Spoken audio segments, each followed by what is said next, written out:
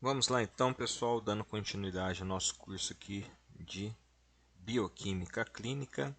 Agora nós vamos ver o perfil renal e parte do perfil hepático, que tem uma relação bem íntima com o perfil renal.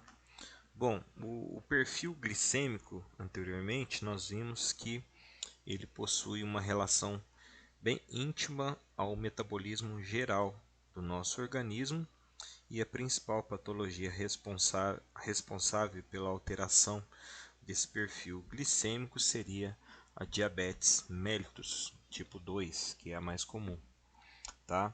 Agora, nós vamos entrar aqui sistematicamente num assunto que relaciona-se às funções de determinados órgãos, funções orgânicas.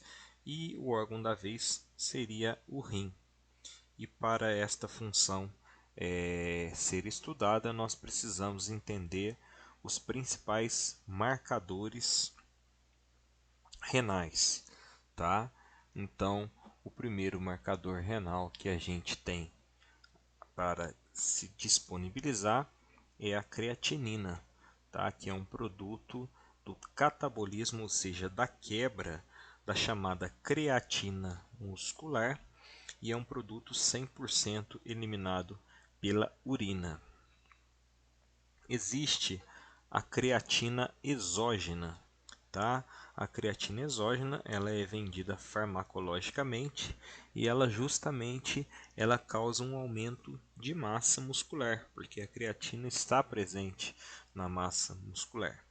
Porém, quando ingerida essa substância em altas quantidades, ela pode levar a um certo grau de lesão renal. Então tem que ser sempre sob cuidados do médico ou do nutricionista para a realização dessas alimentações funcionais que têm uma ação orgânica esperada, tá?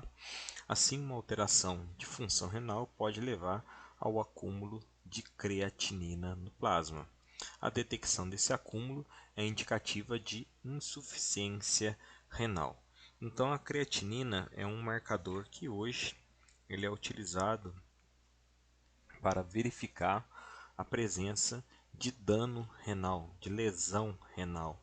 É um marcador bem específico, porque como já foi dito ali em cima, a creatinina ela é 100% eliminado pelo rim. Então, ele vai ter uma especificidade bem real, bem direta em relação à função deste órgão. Então, e outra vantagem também deste analito, que ele não depende de fatores externos, como dieta, hidratação, metabolismo de proteínas. Então, ele vai ser um metabólito que, por ter excreção estritamente renal, ele vai ter uma correlação muito fiel ao estágio de insuficiência renal, ou seja, ao estágio da saúde renal. Então, esse metabólico, sendo analisado numa curva de alteração da doença renal, ele é um metabólico que se mostra bastante constante. Então, ele quando está alterado, enquanto existir a doença, ele vai se manter alterado, tá certo? E a involução dessa alteração é muito lenta, tá? Porque a lesão renal tende-se à cronicidade, tende-se a ficar crônica, tá? A elevação também dele, desse analito, é bastante lenta, tá? Porque a pessoa, a não ser que seja um trauma renal, ela não se torna uma pessoa com insuficiência renal de um dia para o outro. Isso aí é uma situação que é gradativa, tá? Ela é gradativa e tem vários fatores dependentes, principalmente determinadas doenças de base, como nós já citamos, a diabetes, é uma doença de base com bastante relevância em relação à insuficiência renal. A hipertensão arterial sistêmica seria uma outra doença com bastante relevância em relação à insuficiência renal. E também nós podemos citar aí um fator exógeno, que seria o uso de anti-inflamatórios discriminadamente, tá? Os anti-inflamatórios, principalmente a classe de anti-inflamatórios não esteroidais, é uma classe de medicamentos com uma ampla ação no rim, tá? Que lesa constantemente o rim e pode gerar a uma insuficiência renal crônica futura. Então, muito importante para aquelas pessoas que são viciadas a tomar um anti-inflamatório. Isso aí é grave, tá? O uso indiscriminado de anti-inflamatórios é visto hoje como uma terceira causa mais comum de doenças renais crônicas, condições que levam à insuficiência renal crônica.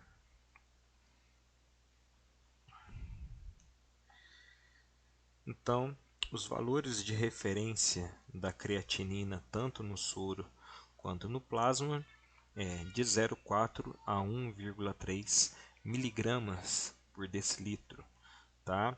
E existe uma relação direta em relação à massa muscular com esses valores normais, tá? Tanto é que crianças geralmente têm uma creatinina bem baixa, porque ela tem pouca massa muscular, logo o produto da degradação da creatina é menor e a excreção de creatinina é também menor, tá? Uma pessoa que tem uma massa muscular maior, ela possivelmente ela vai produzir uma maior degradação do metabólito creatina e isso vai implicar em níveis mais elevados de creatinina dentro da normalidade, caso não tenha nenhuma doença renal.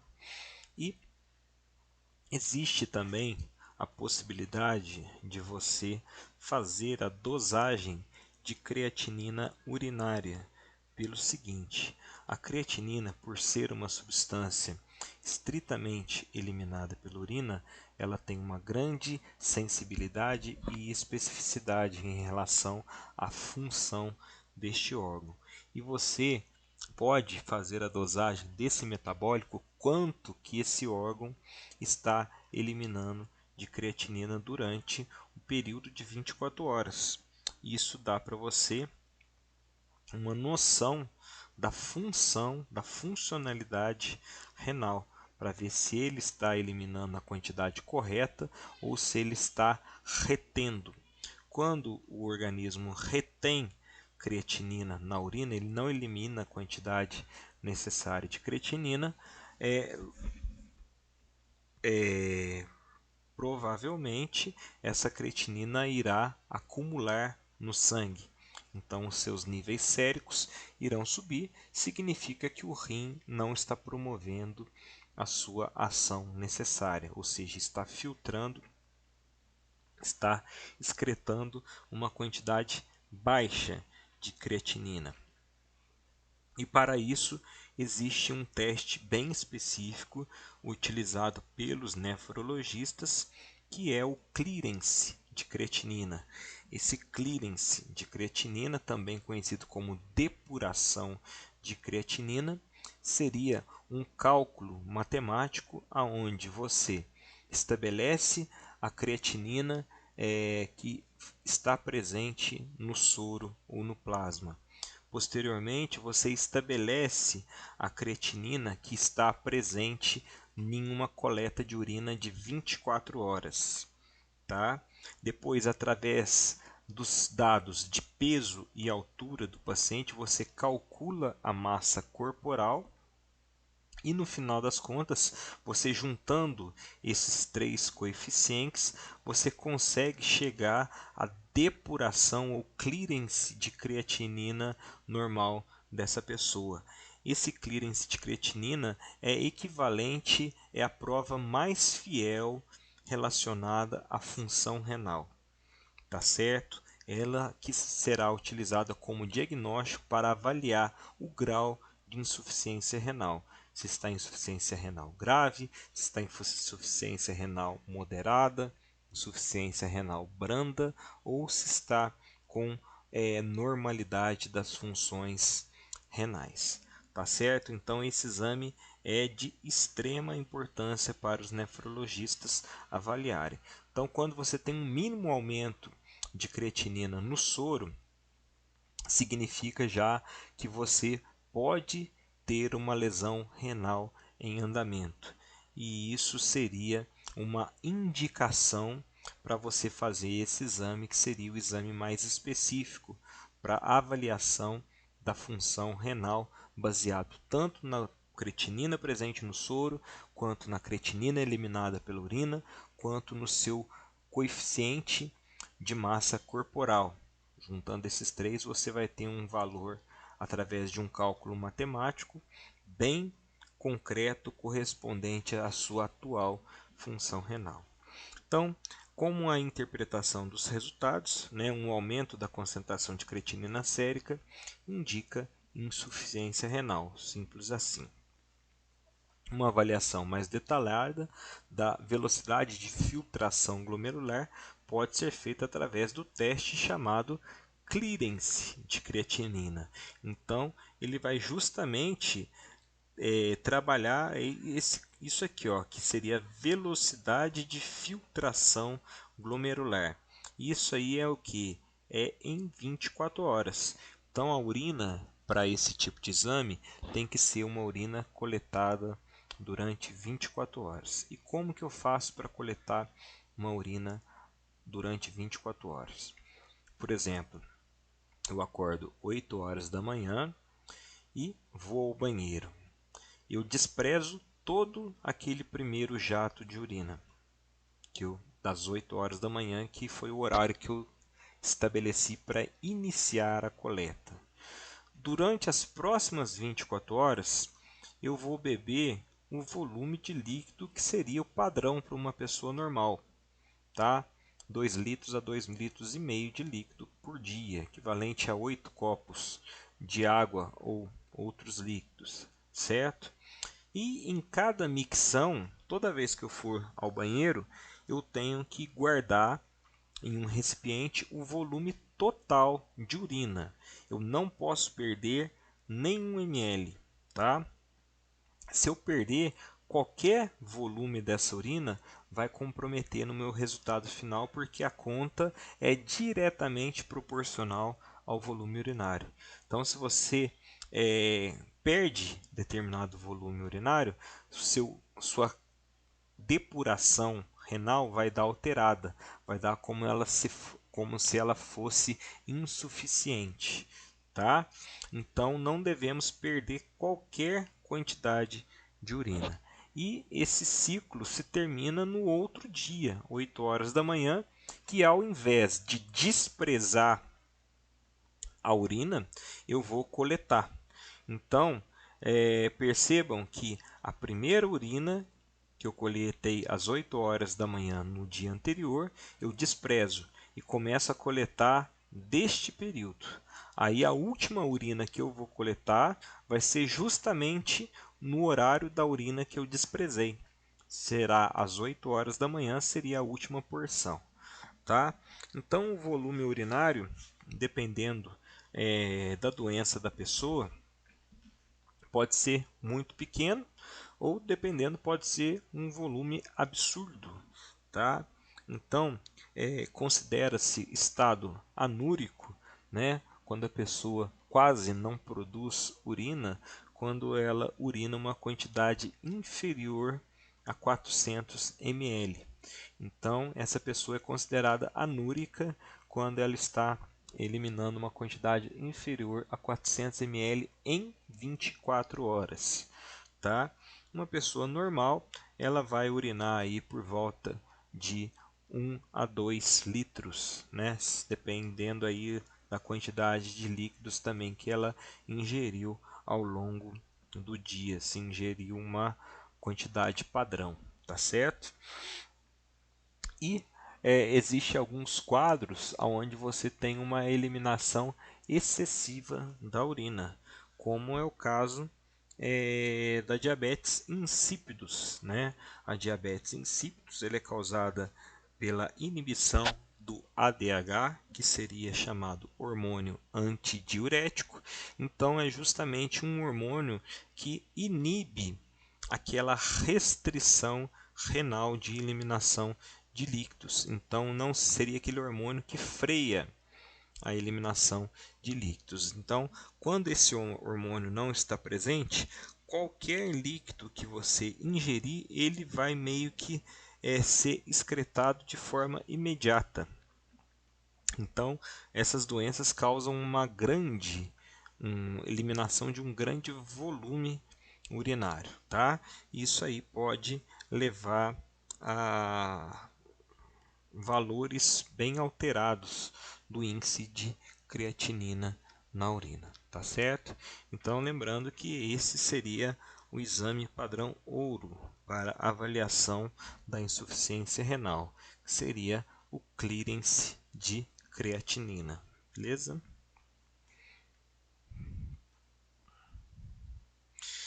Então, estima-se que a velocidade de filtração glomerular através das dosagens de creatinina sérica e urinária e sua relação com o volume urinário do paciente. É tudo aquilo que eu falei, tá? Aí vai mostrar como se faz a conta, né? A constante e os valores de referência.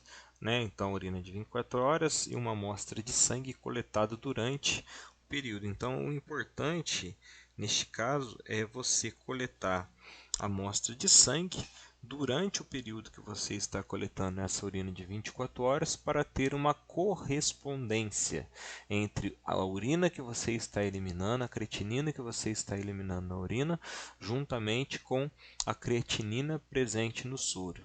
Então, existe uma proporcionalidade. A pessoa que geralmente possui uma insuficiência renal, ela vai eliminar menos creatinina no sangue e, consequentemente, eliminar uma menor quantidade de creatinina na urina, desculpe, e, consequentemente, ela vai fazer com que os níveis séricos de creatinina se elevem, indicando que você tem ali uma diminuição da sua função renal. Tá certo? Aquele 1,73 ali seria um padrão para uma superfície corporal. Existem tabelas que você faz a correção, uma correção fina, um ajuste fino, mas caso você não tenha uma tabela, você pode jogar para essa constante, que é um padrão, onde a maioria das pessoas se aproxima dessa medida, tá? As pessoas com medidas padrões, óbvio, né? Então, ali nós temos o creatinina na urina, o V, volume urinário de 24 horas, P, creatinina no soro, S como superfície corporal. Aí você aplicando ali a fórmula, você vai obter aqueles valores de referência relacionados à depuração de creatinina, sendo que nos homens a depuração normal situa-se entre 95 a 135 ml por minuto por superfície corporal padrão, que seria 1,73. E em mulheres seria 88 a 128 ml por minuto barra 1,73, que seria a superfície corporal padrão. Interpretando os resultados, uma diminuição do clearance de creatinina indica a menor velocidade de filtração glomerular, ou seja, você vai estar filtrando menos creatinina num período de 24 horas e então vai estar acumulando um valor maior de creatinina no sangue, significando que você tem um quadro de insuficiência renal em andamento. Então, o parâmetro permite um acompanhamento muito próximo da doença, especialmente em pacientes renais crônicos, tá certo? Então, a creatinina, ela nem é muito utilizada pelos nefrologistas como vamos dizer assim, um acompanhamento diário, porque ela altera muito pouco, a evolução dela é muito pouca em relação a outros marcadores renais, que tem uma, vamos dizer, uma variância maior em relação ao atual estado do paciente. Tá certo? Então aqui, depois que o nefrologista chega ao diagnóstico, ele vai utilizar esse analito pontualmente, tá? De acordo com a necessidade, para justamente estar acompanhando a evolução terapêutica ou então a evolução da própria doença instalada. Bom, qual que seria os diagnósticos diferenciais para um aumento de creatinina sanguínea? Então, que seria tudo aquilo que aumenta a creatinina no sangue, que não seria propriamente de origem renal, mas teria realmente uma causa, vamos dizer assim, secundária, né, que leva a um aumento e justamente tem que ser utilizado como diagnóstico diferencial para que o médico não trate essa pessoa como uma paciente que tenha uma insuficiência renal. Ela consiga chegar na doença de base e às vezes evita um tratamento desnecessário, um tratamento errado até. Então, como a creatinina ela é um produto do catabolismo da creatina muscular, qualquer situação onde você tenha uma lesão ou necrose muscular, você tem o potencial de ter um aumento de creatinina sérica, né? Situações como atrofia, distrofia, traumas musculares, todas elas causam um aumento de creatinina. Tá? O vírus da poliomielite é um vírus que causa um transtorno neurológico muscular, possivelmente então causa é, a chamada o aumento da creatinina pelo diagnóstico diferencial. Esclerose lateral amiotrófica, que a ELA, né, é uma doença neurodegenerativa, ela também causa esse aumento da creatinina, porque a pessoa ela vai perdendo todos os seus movimentos e os músculos vão se atrofiando, né? E essa perda de massa muscular é justamente a deterioração da creatinina muscular, levando o aumento da creatinina, que seria o seu subproduto. Hipertireoidismo também é uma atividade metabólica de catabolismo, né? Ela causa o gaste excessivo de energia, né? Acelera as reações metabólicas do organismo, inclusive a parte de deterioração. Então, acidose diabética, que seria uma causa metabólica também, e uma doença chamada miastenia gravis, que é uma doença onde você tem um evento neuromuscular envolvido, fazendo com que a pessoa tenha fragilidade, ela perca o tônus muscular. Então, lógico que você envolvendo o músculo, você vai ter, quando você tem uma perda de massa muscular, você tem um aumento de creatinina sérica, certo?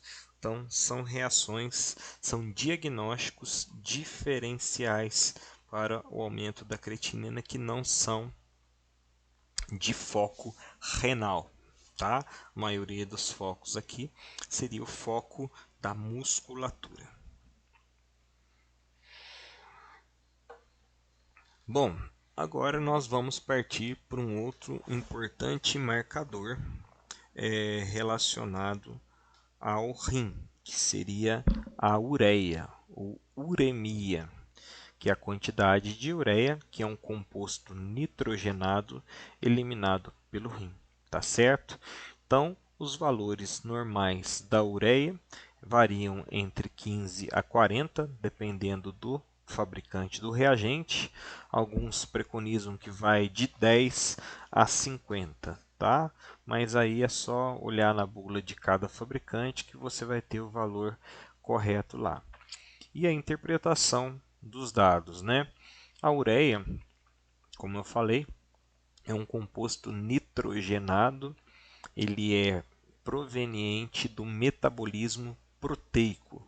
Então, tudo quanto for moléculas de proteínas que você ingerir, o metabolismo normal do organismo vai levar à formação de compostos nitrogenados. E esses compostos nitrogenados são metabolizados e excretados em forma de ureia pelos rins. Tá? Então, a ureia é um metabólito de excreção sintetizada pelo fígado como produto do metabolismo de compostos nitrogenados, em especial proteína. Ou seja, ingeriu proteína, você tem formação de ureia. Proteína para pessoas que têm insuficiência renal é sinônimo de veneno, tá certo? A pessoa que tem uma insuficiência renal, ela tem que tomar compostos de aminoácidos, que seriam já os precursores, né, das cadeias polipeptídicas, já os aminoácidos selecionados, que já vão agir diretamente nas funções orgânicas sem passar por esse catabolismo que iria gerar os compostos nitrogenados, ou seja, a ureia, que é tóxica para o nosso organismo.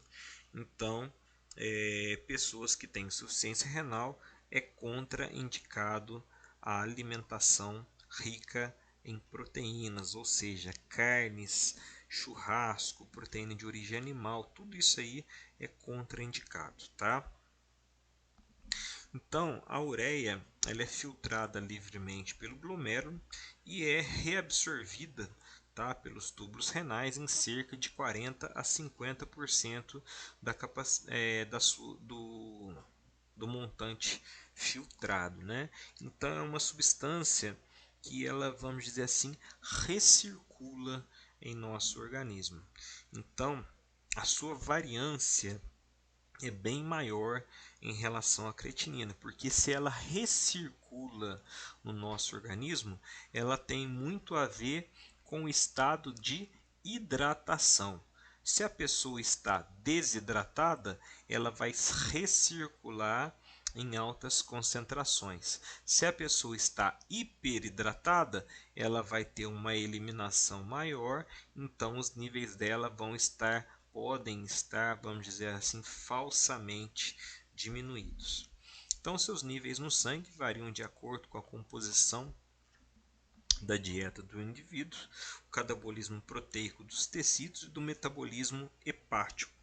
Então, aí que o fígado entra como um importante adjuvante, tá?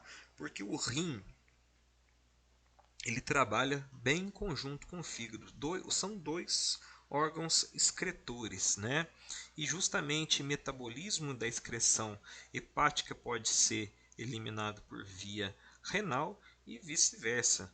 Metabolismos metabólitos do processo de reabsorção renal pode vir a afetar o fígado. E é justamente aí que pode ocorrer intoxicações hepáticas. O que o rim às vezes não consegue excretar, ele de alguma forma reabsorve, pode acumular no fígado. Então são órgãos que têm uma relação bem íntima um com o outro, tá?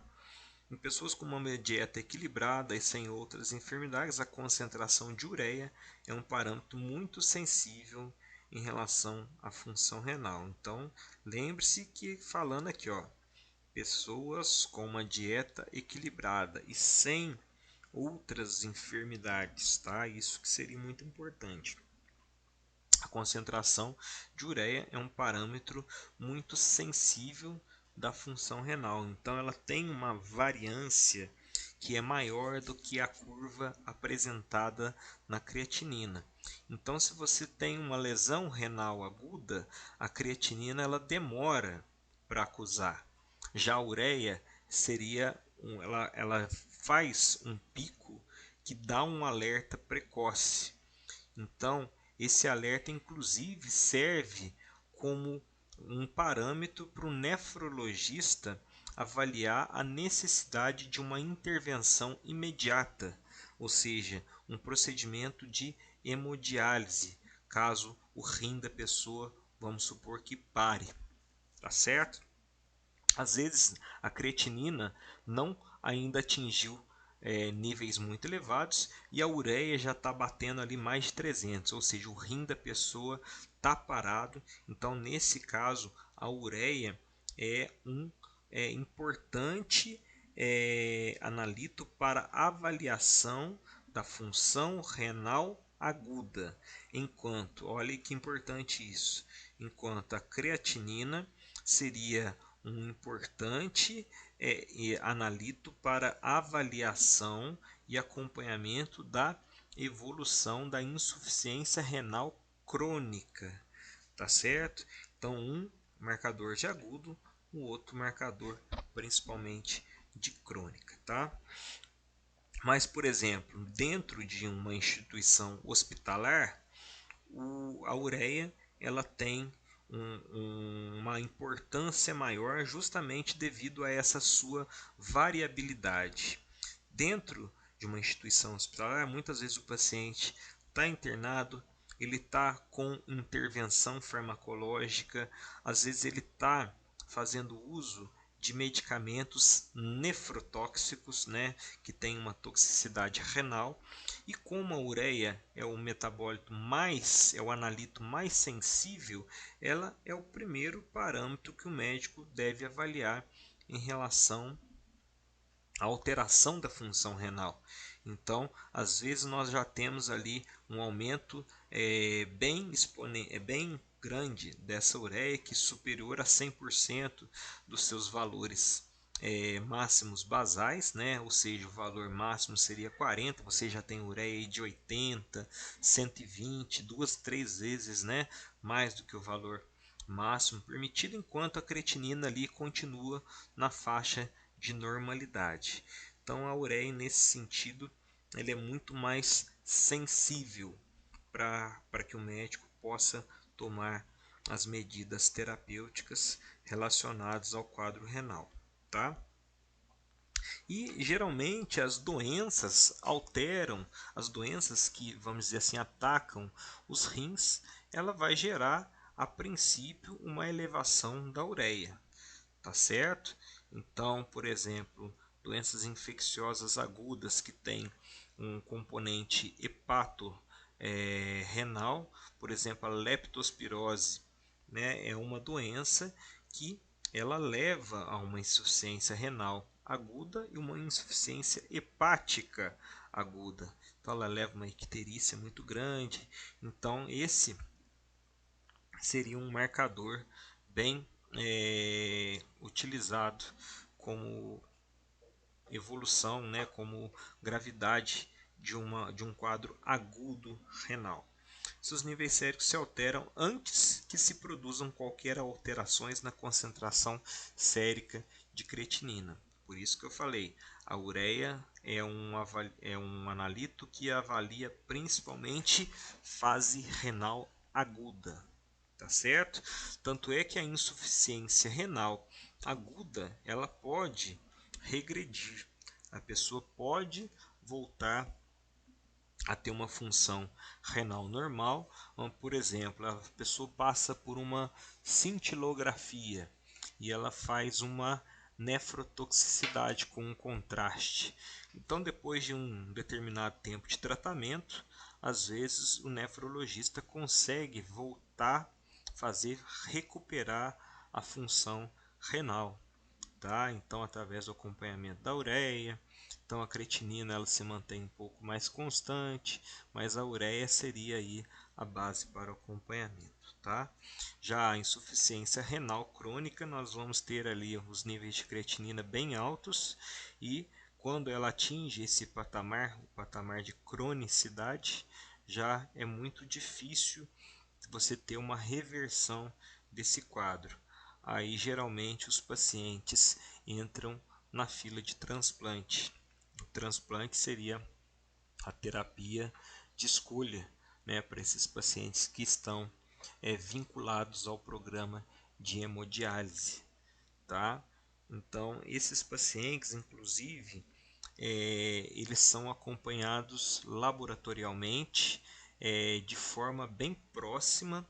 Eles colhem exames periodicamente e eles têm algumas alterações que são bem típicas relacionadas à insuficiência renal. Uma delas seria anemia por doença crônica.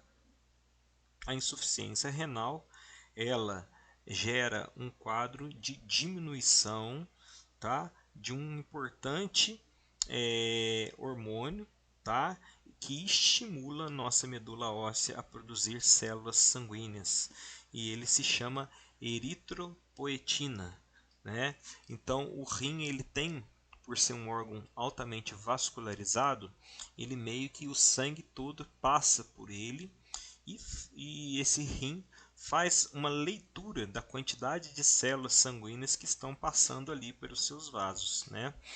Então, pelos baroreceptores.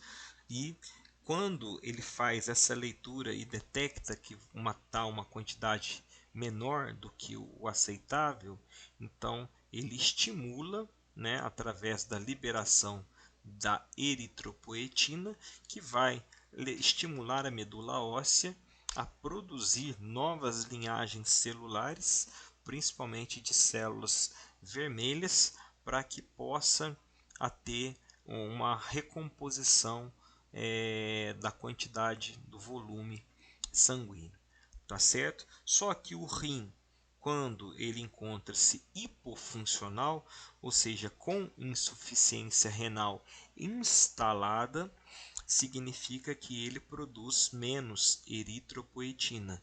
Então, a pessoa que é renal, um dos primeiros sinais e sintomas laboratoriais é a anemia.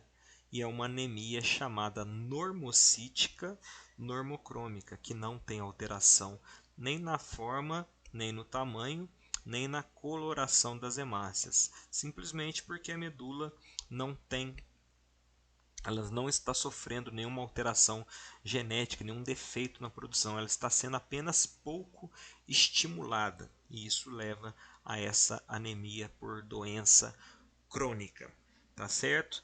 E existe diversos outros parâmetros. Então, esses pacientes inseridos no programa de hemodiálise, eles fazem um acompanhamento laboratorial mensal que avalia ureia, creatinina, cálcio, TGP, todos aqueles analitos relacionados à função renal e também relacionados a funções de órgãos anexos que têm um controle dependente desta função renal, tá certo? Então, quais são as interferências nós encontramos como na dosagem da uremia? Então, quando nós temos aumentos de hormônios tireoidianos, ou então a ingestão, é, a ingestão de glicocorticoides, você tem uma presença de ureia elevada, tá certo? Isso seria uma situação patológica, tá? Uma situação, desculpa, aumento do hormônio seria uma situação patológica, e a glicocorticoides pode ser de origem patológica, né, devido a, vamos supor aí, aumento de ACTH provocado por um tumor de suprarrenal, por exemplo, que seria uma neoplasia, ou mesmo uma ingestão farmacológica exacerbada desses glicocorticoides, né? Então aí neste caso você teria um aumento de ureia. Outra causa de diminuição seria a ingestão de hormônios androgênios e hormônios de crescimento, tá? Isso causaria uma diminuição atípica dos níveis de ureia. Quando você tem uma você pode ter alteração na uremia por causas pré-renais, ou seja, não relacionadas ao órgão excretor propriamente dito. Você teria relacionado ao órgão excretor quando a doença está inserida no rim, ou por causas pós-renais, ou seja, já não depende do rim em si, mas sim do trato urinário que se forma a partir da captação, da formação dos ureteres até a excreção final. Você até pode ter algum local do trato urinário abaixo do rim com algum comprometimento que pode levar a uma reação secundária ao funcionamento do rim. Então, uma causa pré-renal que não depende do rim. Por exemplo, a desidratação, a quantidade de líquidos que você ingere. Se você ingerir uma grande quantidade de líquidos, você vai ter uma diluição dessa ureia, em casos de hiperidratação. Se você está desidratado, você vai ter uma concentração. Lembra que eu falei para vocês que a ureia ela faz um procedimento de reabsorção e essa reabsorção faz uma recirculação no nosso organismo? Então é justamente isso que faz com que ocorra a desidratação, façam com que eleve falsamente não, faça com que eleve, né, os níveis de ureia. Não vai elevar falsamente, vai elevar por uma causa pré-renal, mas é uma causa que deve ser tratada. No caso do choque, né, o choque seria qualquer situação que leva a queda, perda de pressão com a queda de pressão com perda de consciência, né? Choques sépticos, choque hipovolêmico, né? Qualquer tipo de choque neurogênico, são situações que você tem uma queda de pressão com perda de consciência, e isso faz com que você tenha uma elevação de ureia. Anemia, principalmente a anemia provocada por hemorragia gastrointestinal, tá? Esse tipo de anemia ela causa uma formação de um metabólito que é bastante tóxico para o rim, tá? Que é um componente da hemoglobina, um derivado da hemoglobina, que acaba sendo tóxico para o rim. Tá? Insuficiência cardíaca congestiva. São situações pré-renais que não dependem do rim, que geram um aumento da ureia. Tá bom? Quando a doença está instalada no rim, nós temos a forma aguda ou a forma crônica, né? Por exemplo, a insuficiência renal aguda é o caso da pessoa que tomou um contraste e devido a esse contraste o rim fez uma reação atípica e travou, parou de funcionar temporariamente. Aí, através de intervenção do clínica e farmacológica do nefrologista, ele pode vir a conseguir a parte dessa função até a plenitude dessa função renal novamente. Com relação às insuficiências renais crônicas, nós temos aí, como eu já falei anteriormente, algumas causas de base, que são doenças de base que levam à lesão gradativa do órgão, principalmente seria a diabetes mellitus, né? A hipertensão arterial sistêmica e o uso indiscriminado de anti-inflamatórios, tá? E a desidratação também, ela é um fator que pode afetar o rim. Queimaduras, ela causa queimadura extensa, ela causa a desidratação, que por consequência pode diminuir a volemia e acabar levando a uma lesão renal.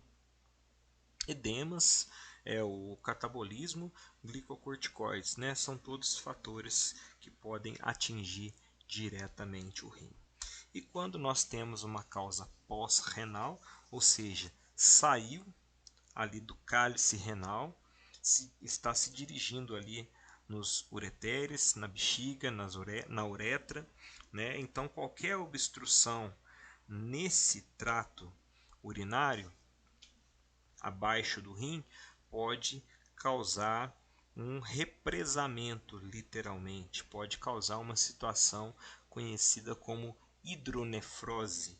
Então, por exemplo, se você tem uma obstrução por um cálculo renal logo abaixo do cálice renal, isso vai fazer com que o seu rim fique inchado, edemaciado, e com isso ele vai ter vai perder funcionalidade, ele pode inclusive entrar em colapso. Então são situações de urgência, tá? Então a obstrução renal provocada por cálculo ou por um determinado tumor, né? Um carcinoma, um pólipo, tudo isso pode ser uma causa pós-renal. Não quer dizer que o rim está doente, mas algum lugar do trato urinário descendente pode estar causando um efeito de, vamos dizer assim, represamento, levando ao sofrimento do rim.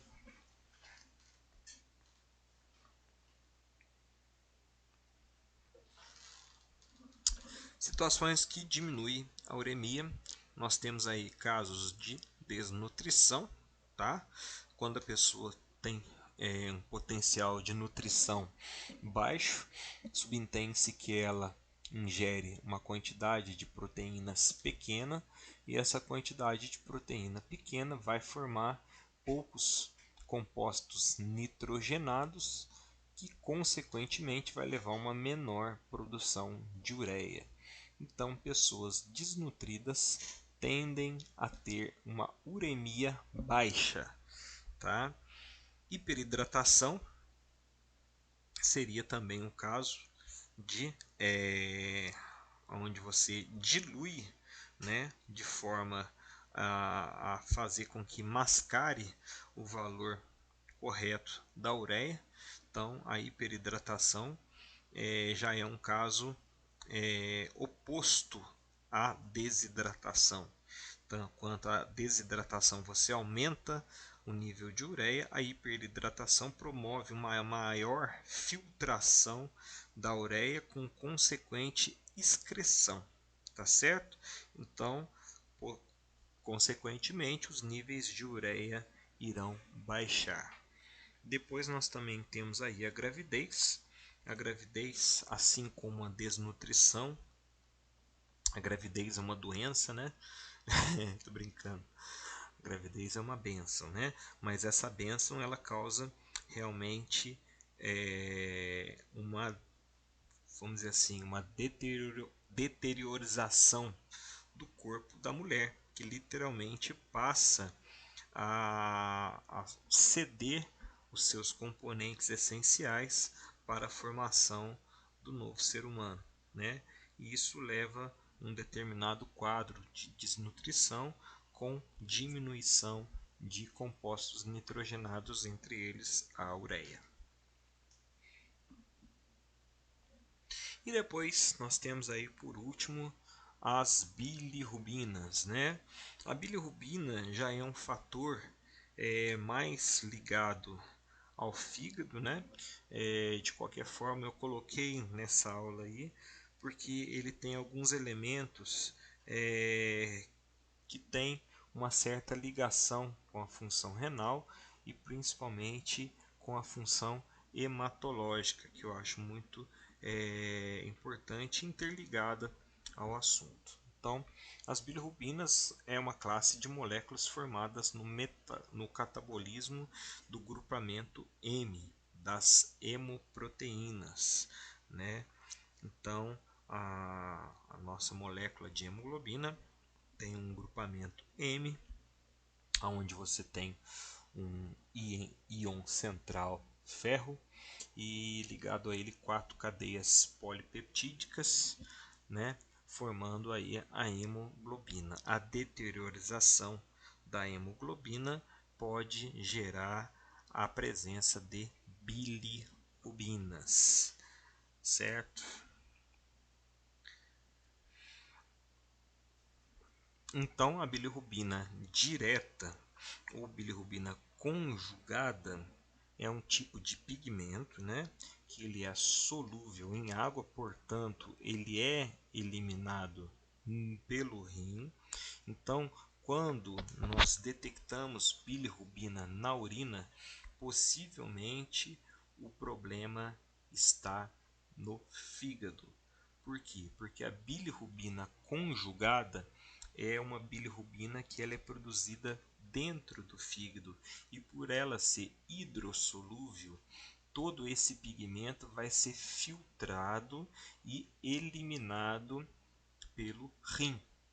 Aí podemos ter essa relação importante rim-fígado na determinação de algumas patologias.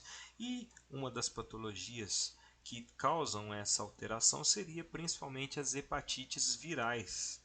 As hepatites virais, elas causam a elevação dessa bilirrubina por ação do vírus diretamente no fígado, né? Ele causa a hepatite, juntamente com a hepatite aumenta os pigmentos relacionados ao dano hepático, que seria as bilirrubinas direta ou conjugada, que é solúvel em água e seria eliminada através do rim. Então, quando detectamos bilirrubina na urina, provavelmente essa bilirrubina tem origem de uma doença hepática, tá? Já quando não detectamos bilirrubina no rim, mas detectamos um aumento de bilirrubina no sangue, geralmente a bilirrubina indireta, ela está relacionada a quadros hemolíticos. E esses quadros hemolíticos não levam à detecção de hemoglobina, de bilirrubina na urina, mas sim a detecção de hemoglobina na urina, tá certo? Então, ela é conjugada a um ácido chamado ácido glicurônico no fígado, pode aparecer na urina quando em altas concentrações no plasma.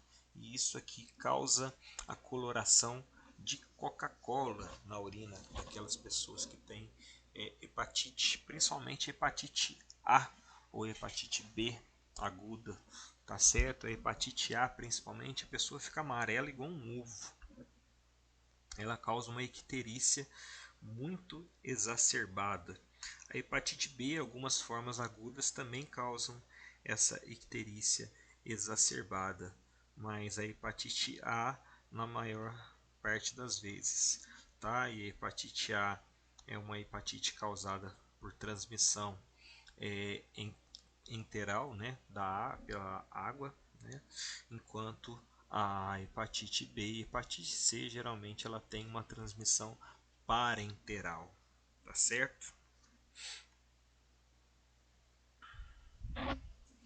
Então, a determinação das bilirrubinas, nós temos a bilirrubina indireta ou bilirrubina livre, ela é insolúvel em água, por isso ela não é excretada por via renal. Aí uma grande diferença, né? É a forma livre da bilirrubina, está no sangue a caminho do fígado para conjugação e é transportada ligada a um outro elemento chamado albumina, que também é uma proteína transportadora bastante importante, tá? Que é a principal proteína de transporte do nosso organismo, que ela vai ligar na maioria de nutrientes e substâncias exógenas para o transporte de determinados tecidos. Então a albumina também é foco das dosagens bioquímicas, é muito importante, principalmente no estudo da função renal. Tá? Ela não aparece na urina mesmo quando em altas concentrações no plasma, pois é 100% reabsorvida pelos túbulos renais, tá? Então, quando você tem aumento da bilirrubina indireta, você não tem presença de bilirrubina na urina. Você pode ter sim, quando a reação é hemolítica, a presença de hemoglobina na urina. Então a bilirrubina, os interferentes dessas bilirrubinas é hemólise, né?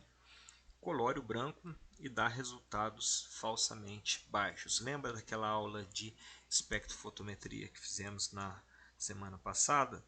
Então, o branco do reagente, né, a hemólise ela pode alterar o branco de reagente em algumas reações, tá? A luz, a bilirrubina é muito fotossensível, tanto é que crianças, quando ficam expostas à luz, quando a criança nasce e está com aquele amarelão, né, aquela icterícia, né, o médico imediatamente fala para a mãe expor a criança à luz do dia, né, e mesmo assim, quando essa criança não volta, a coloração dela não cede ao amarelão, muitas vezes ela tem que ser internada e feita a fototerapia, que é colocar essa criança em luz ultravioleta de alto foco, né, para que essa bilirrubina seja degradada. Quando essa bilirrubina chega em níveis muito elevados, ela pode ter uma impregnação no sistema nervoso e causar danos irreversíveis. Então, é muito importante monitorar essa bilirrubina para que ela não exceda níveis muito elevados, próximos a 20, tá? Que aí você já tem a chance de ter danos neurológicos permanentes. Então ela tem uma sensibilidade maior à luz ultravioleta, tanto é que dentro do hospital, quando a criança está com amarelão, esse foco de luz é de luz ultravioleta. Aí, como é a luz ultravioleta, ela pode causar cegueira, a criança tem que ficar com os olhos vendados, tá? E bem amarradinhos, porque senão ela tira, né? E aquela luz pode vir a cegar a criança. Turbidez por criar artefato na espectrofotometria. Então, ela causa interferentes diretos também através da turvação, né, da reação, porque ela causa uma opacificação na reação bioquímica, e isso aí em reações colorimétricas principalmente pode levar a problemas. Com relação aos valores de referência, a bilirrubina direta, o valor de referência dela é até 0,4. Na bilirrubina indireta, o valor de referência dela é até 0,8. E na bilirrubina total, o valor de referência dela é até 1,2 mg por decilitro. Interpretação dos dados, né? Então nós temos aí como icterícia pré-hepática, geralmente de causa hemolítica ou associada a defeitos genéticos de captação, né? Como uma síndrome de Gilbert, aumento da bilirrubina indireta, não há colúria. Em recém-natos, intensa icterícia pode levar à deposição de bilirrubina indireta no tecido nervoso, num quadro chamado Kernicterus, de prognóstico muito reservado, aquilo que eu falei para vocês. Quando a bilirrubina chega em níveis muito elevados, próximos a 20, ela pode causar uma deposição no sistema nervoso central, e essa deposição no sistema nervoso central pode levar a danos neurológicos permanentes. Interpretação dos dados: icterícia pós-hepática, geralmente obstrutiva ou causada por uma colestase, né? Pode ser cálculos biliares, né, localizados, ou então neoplasias, tumores, ou então a lesão intrahepática propriamente dita. Ocorre também nos defeitos genéticos de secreção de bilirrubina conjugada, que seria bilirrubina solúvel, como algumas síndromes, né, bem raras, chamadas de Dubin-Johnson e Rotor. Aumenta a bilirrubina direta, pode haver colúria, que seria uma coloração em urina típica de aumento de bilirrubina, que seria aquela coloração amarronzada na urina, uma coloração parda ou âmbar, tá? Da cor daquele vidro de xarope, ou coloração cor de Coca-Cola, também vulgarmente chamada, tá? Continuando aqui a interpretação dos dados com relação à icterícia hepática, há um aumento geral de bilirrubinas sem um padrão definido para bilirrubina direta e bilirrubina indireta. A colúria depende da fração mais aumentada, né? Então, como eu falei para vocês, a bilirrubina direta que causa a colúria ocorre, por exemplo, em hepatites virais. Então, quando ocorre uma hepatite viral, você vai ter uma lesão direta nos hepatócitos. Então, você vai ter tanto, principalmente a bilirrubina direta, que seria conjugada ali elevada, porque ela é produzida dentro do fígado, e vai ter também a indireta, porque ela teria que passar para o fígado para ela ser excretada. Então, quando a lesão é ali, você vai acabar aumentando as duas. Então, você tem um aumento dos dois tipos principais de bilirrubinas, tá? Uma infecção viral hepática. Então, aí nós temos um esqueminha do tipo de icterícia, né? Qual que seria a bilirrubina envolvida, a bilirrubina livre aqui na hemolítica, que seria a bilirrubina indireta, tá? Bilirrubina livre é a mesma coisa que bilirrubina indireta. A bilirrubina conjugada, que é a mesma coisa que bilirrubina direta, então você tem uma baixa concentração de coloração na urina, uma baixa detecção de bilirrubina na urina. Quando você tem uma causa hepática, você tem uma menor quantidade de bilirrubina indireta, você tem uma quantidade razoável de bilirrubina direta conjugada e tem a liberação do urobilinogênio na urina, que seria um pigmento biliar. E na bilirrubina, no caso da icterícia obstrutiva, né, onde os canais estão obstruídos ou por cálculos biliares ou por neoplasia, você tem um aumento, tá, da bilirrubina conjugada, beleza? Bom, a matéria foi esta, são exatamente 10 horas e 3 minutos. Dei até, eu ia dar uma matéria apenas hoje, né, devido à aula prática, e acabou que eu acabei dando duas aulas. Bom para vocês e bom para mim também, que eu vou ter mais questões para abordar na N2. Bom, alguma dúvida, pessoal, relacionada a essas matériazinhas aí? Hoje foi bastante matéria, rendeu bem. Vou preparar uma atividade de frequência lá para vocês depois. Vamos ver se amanhã eu consigo já postar relacionada a essas matériazinhas. Faço sempre em forma de verdadeiro ou falso, né, só para direcionar vocês para um estudo que eu considero mais importante. Mas releiam depois esse material,